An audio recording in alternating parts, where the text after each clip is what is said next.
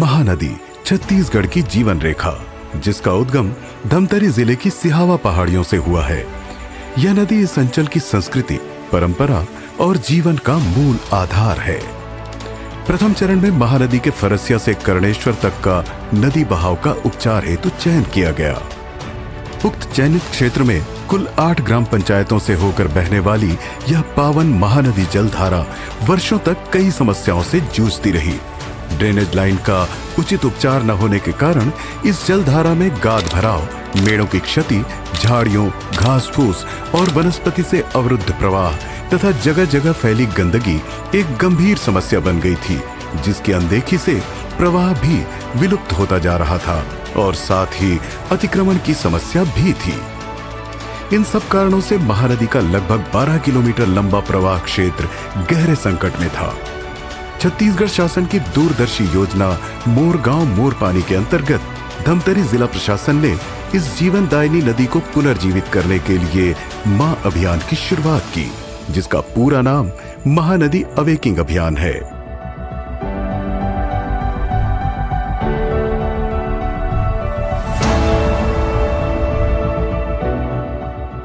इस अभियान के तहत सर्वप्रथम तकनीकी सर्वेक्षण और प्राक्कलन कर डीपीआर तैयार किया गया।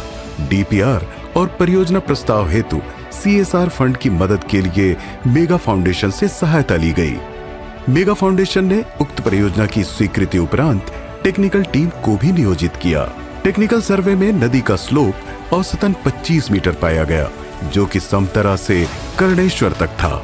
स्थानीय समुदायों की सक्रिय सहभागिता, विभागों के सहयोग और प्रति दिवस श्रमदान की योजना बनाकर 2 मई 2025 से यह अभियान आरंभ हुआ और 17 जून तक पूरे 12 किलोमीटर महानदी ड्रेनेज लाइन का उपचार कार्य रिकॉर्ड समय में पूर्ण किया गया।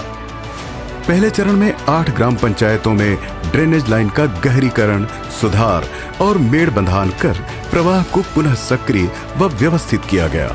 मोर गांव मोर पानी अभियान के तहत इन गांवों की एक समेकित जल संरक्षण और आजीविका कार्य योजना तैयार की गई। साथ ही 4000 नारियल पौधों का रोपण भी किया गया। महानदी उपचार से 8 ग्राम पंचायतों के कृषकों के लिए सिंचाई हेतु जल उपलब्ध होगा, भूमि कटाव रुकेगा। साथ ही 4 स्थानों पर चेक डैम का निर्माण भी किया जाएगा। वन प्रबंधन और जल संवर्धन के क्षेत्र में भी सतत प्रयास किए जा रहे हैं, जिनमें ग्रामीणों और विभागीय अधिकारियों के समन्वय से दीर्घकालिक समाधान सुनिश्चित किए जा रहे हैं।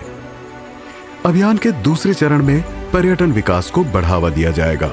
पर्यटन सर्किट निर्माण किया जाएगा। जल संरक्षण हेतु गणेश घाट पर सिंचाई विभाग के द्वारा एनीकट निर्माण होगा।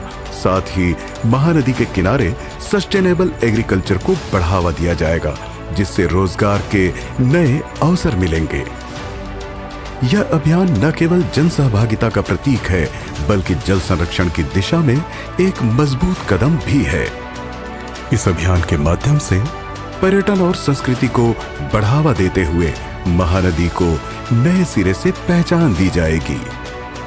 जन भागीदारी से जन कल्याण की दिशा में बढ़ते कदम, सुरक्षित हो रहा भविष्य और महानदी को मिल रहा नवजीवन।